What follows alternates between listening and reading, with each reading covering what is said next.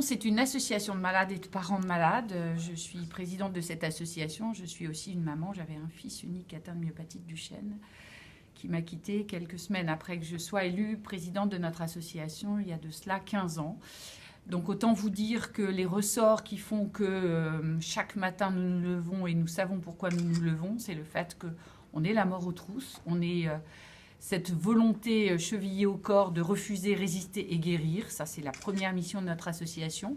Et pour avancer sur le chemin du médicament, très clairement, nous sommes entourés d'experts, notamment d'un conseil scientifique. Nous sommes entourés aussi de scientifiques qui sont dans nos laboratoires. Et tous les ans, avec les fonds du Téléthon, on finance à peu près 900 à 1000 chercheurs, dont l'objectif, je dirais, talonné par la pression mise par les malades et les familles, l'objectif c'est d'aller vers les thérapeutiques et les traitements innovants pour nos malades. Alors la thérapie génique, on a vraiment fait le choix il y a à peu près 25 ans de cela, après les années génétiques, puisque avec les premiers télétons, la volonté c'était de trouver les gènes qui étaient à l'origine des maladies génétiques.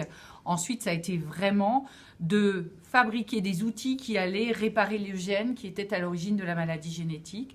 Pour nous, la voie la plus royale, en tout cas partagée par un certain nombre de scientifiques, c'était vraiment la thérapie génique. Donc comment, avec un virus qu'on débarrasse de ses propriétés pathogènes, on va mettre à l'intérieur le gène médicament pour aller réparer le gène malade dans la cellule malade.